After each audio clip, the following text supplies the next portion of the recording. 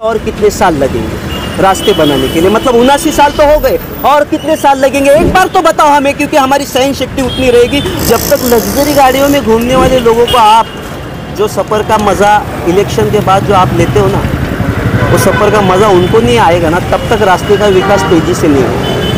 देश का विकास करने के लिए अगर युवाओं का आवाज़ मांगते हैं तो मैं महाराष्ट्र का विद्यार्थी बोलते, एक विद्यार्थी होने के तौर पर ये देश का वर्तमान समय का जो इतिहास है वो बताते समय मुझे शर्म आती है। भिवंडी में मूलभूत समस्याएं से नागरिक हमेशा परेशान रहते हैं और लोग आंदोलनकारी लोग आंदोलन निकालते हैं और बड़ा बड़ा आंदोलन निकालते हैं। ऐसे में बता दें कि जो मूलभूत समस्या है, रोड हो गए, खड्डे हो गए, गटर हो गए, ये सारी चीज़ें, प्रदूषण हो गए, ये सारी चीज़ें जनता परेशान रहती है। पर आपको बता दें कि आज इस वक्त हम मौजूद है भिवंडी के छत्रपति शिवाजी महाराज चौक पर, जहाँ पर एक युवा गणेश गायकवाड़ नाम का एक युवा है जो कल से ही यहाँ पे अनशन पे बैठा है, जो अपनी भिवंडी की जो मूलभूत समस्या है उनको लेके यहाँ पे धरने पे बैठा है। बात करेंगे उसका, उनकी मांगनी क्या है, किस मुद्दों को लेके वो यहाँ पे धरने पे बैठे हैं। गणेश जी, पहले तो आपका परिचय बताइए जनता को। नमस्कार, मैं महाराष्ट्र का एक युवा विद्यार्थी हूँ। देश को आने वाले वक्त में देश का जो विकास है वो विकास को कई गुना तेज़ी से आगे बढ़ाना है, और इस विकास को आगे बढ़ाने के लिए देश के प्रधानमंत्री नरेंद्र मोदी जी ने देश के युवाओं को अपना आवाज़ मांगा, मतलब संकल्पनाएं मांगी। तो हम वो आवाज़ देने के लिए यहाँ पे आए हैं। अभी आप तो अकेले बैठे, बाकी मतलब और भी समर्थन है, किसी भी अकेले बैठ के यहाँ पे आंदोलन कर रहे हैं? नहीं, समर्थन मतलब आज मैं अकेला हूँ। मैं अकेला इसलिए हूँ क्योंकि शासन और प्रशासन ये हमारे पास तो नहीं आ सकते, क्योंकि हम जब तक जाते हैं वहाँ पे तो वो तो कहते हैं हम सरकार के बंधे हुए, वो तो नहीं आ सकते। तो अभी बात ये है कि मैं एक देश को युवा, मैंने हर किसी से पूछा कि मेरे गांव का विकास क्यों नहीं हुआ, मेरे माँ बाप से, मेरे भाई बहनों से, फिर मेरे शिक्षकों से, मेरे वकीलों से, डॉक्टरों से, पुलिसों से, हर किसी से पूछा कि मेरे देश का विकास क्यों नहीं हुआ। तो हर किसी ने हमें एक कारण बताया, राजकारण। तो हमने पूछा है कि ये राजकारण कौन करता है, तो हर किसी ने हमें ना एक रीज़न बताया, सरकार, एक नाम बताया, सरकार। और आज सरकार खुद देश का विकास करने के लिए अगर युवाओं का आवाज़ मांगती है तो मैं महाराष्ट्र का विद्यार्थी बोल के, मतलब 14 कोटी मेरे माँ बाप और 140 करोड़ मेरे भाई बहन, इनको साक्षी मान के मैं यहाँ पे आया हूँ। तो मैं यहाँ पे विकास की बहुत सारी संकल्पनाएं रखना चाहता हूँ। लेकिन क्या मुद्दे, क्या है आपके मुद्दे बताइए। मुद्दे की बात अगर किया जाए तो रास्ते के बारे में, रास्ते के बारे में हम सिर्फ अभी के वक्त बात करते हैं। देश को आज़ादी मिल के 79 साल पूरे हो गए, और आज 79 साल से लेकर आज तक देश का जो सरकार है वो फिर भूतकाल का रहने दो, वर्तमान का रहने दो, या फिर भविष्य का रहने दो, जो कोई सरकार आता है वो सरकार सिर्फ रास्ते ही बनाती, और आज तक देश के अंदर के रास्ते नहीं बने। बस देश का एक भारतीय नागरिक होने के तौर पर, एक विद्यार्थी होने के तौर पर, ये देश का वर्तमान समय का जो इतिहास है वो बताते समय मुझे शर्म आती है। गर्व से जहाँ पे हमारा सीना चौड़ा होना चाहिए था उस जगह पे हमें शर्म आती है। तो ये इतिहास जो है ये हमें बदलना है, ये रास्ते के बारे में विकास करना है। तो हमारा ऐसा कहना है, हमारा ऐसा मानना है देश के युवाओं का, मेरा विद्यार्थी का, महाराष्ट्र के विद्यार्थी का, कि जब तक लग्जरी गाड़ियों में घूमने वाले लोगों को आप जो सफ़र का मज़ा इलेक्शन के बाद जो आप लेते हो ना, वो सफ़र का मज़ा उनको नहीं आएगा ना, तब तक रास्ते का विकास तेज़ी से नहीं होगा। तो हमारा ऐसा, मेरा ऐसा मानना है कि मैं अभी सरकार की देखा जाए तो एक तौर पे परीक्षा ले रहा हूँ, सरकार है या नहीं है ये देखना चाहता हूँ मैं। इसलिए मैं यहाँ से आवाज़ दे रहा हूँ कि देश के जो परिवहन और रास्ते और मंत्री है नितिन जयराम गडकरी साहब, आप एक बार सच में आए, आप यहाँ आए, मैं यहाँ पे रहूँ या ना रहूँ, लेकिन आपको यहाँ पे आना है। आपको यहाँ पे आने के बाद जिस सफ़र का मज़ा हम भिवंडीकरों ने लिया, या भारतीय नागरिक के तौर पर हमने लिया, या यहाँ के 8 लाख लोगों ने लिया भिवंडी के, उस सफ़र का मज़ा आप एक बार लें।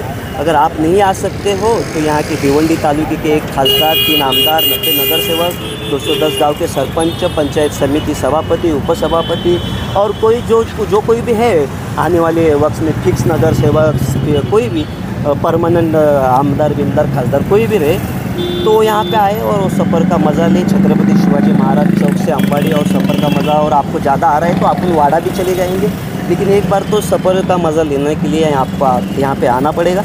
और अंबाड़ी से सिर्फ जाने का सफ़र नहीं, जाने का और फिर यहाँ पे आने का, ये दोनों सफ़र आपको तय करना है। और वहाँ पे जाने के बाद आपको आज तक वो रास्ते पे जो लोग सफ़र का मज़ा लेके आए, जो ड्राइवर लोग, उन लोगों को वहाँ पे सत्कार करना है। उसी के साथ यहाँ आने के बाद फिर हमारे 140 करोड़ भारतीय जनता, भारतीय बांधव और ये महाराष्ट्र के विद्यार्थियों को, महाराष्ट्र के माँ बाप, मेरे मराठी माँ बाप को, इनको सबको बताना है कि और कितने साल लगेंगे रास्ते बनाने के लिए। मतलब 79 साल तो हो गए, और कितने साल लगेंगे एक बार तो बताओ हमें, क्योंकि हमारी सहन शक्ति उतनी रहेगी, उतना सहन करने की ताकत हमारे अंदर आज भी है। लेकिन आप कितने समर्थ हैं देश का विकास करने के लिए 22 सालों के अंदर, ये हम यहाँ पे देखना चाहते हैं। बस धन्यवाद। आप यहाँ बैठे हैं छत्रपति शिवाजी महाराज चौक पर, अगर आपकी रास्ते को लेकर जो समस्या है तो सिर्फ आप यहाँ पे क्यों बैठे?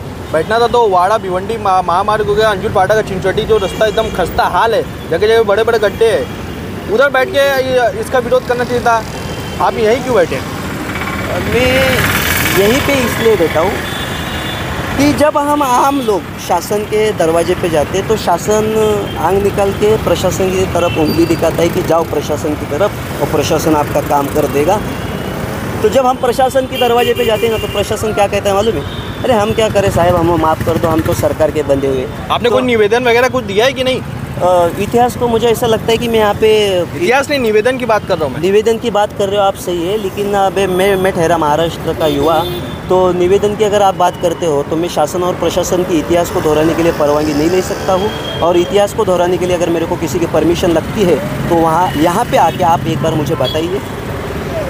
आपने मतलब अभी क्यों देखा जाए तो गड्ढे को जैसे एक डॉक्टर बहुत से युवाओं की जान गई थी, तब आपने आवाज़ नहीं उठाई, तो आज आवाज़ क्यों उठा रहे हैं? आज आवाज़ इसलिए, जबकि रोड का काम चालू किया गया है बनने के लिए। आवाज़ इसलिए उठा रहे हैं क्योंकि आप लोगों ने सभी जो नेता है, जो आपके जो लीडर है या फिर जो कॉन्ट्रैक्टर है, इनको बहुत सब जन ने आपने लाड़ पैड़ में रखा है।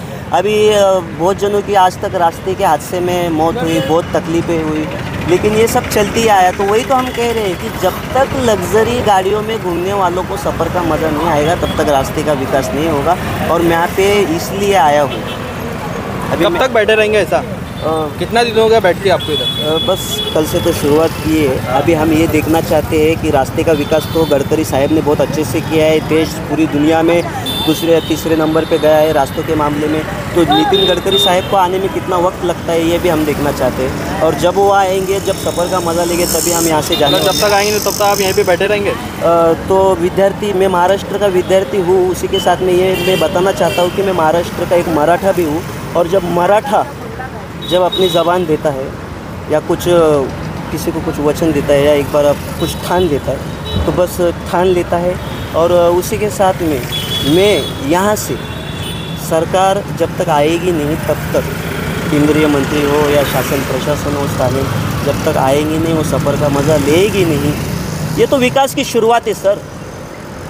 तब भिवंडी का कोई जनप्रतिनिधि आया कि नहीं अभी तक आपसे मिलने?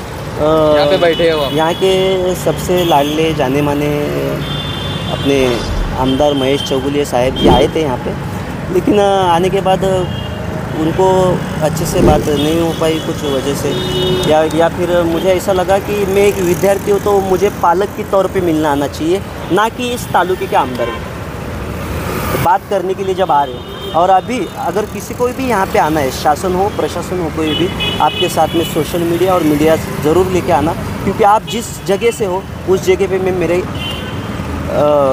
तरीके से या आपके तरीके के एक बार आप विकास बताओ, फिर मैं मेरे तरीके से वहाँ पे विकास कैसे होगा ये भी बताना चाहूँगा।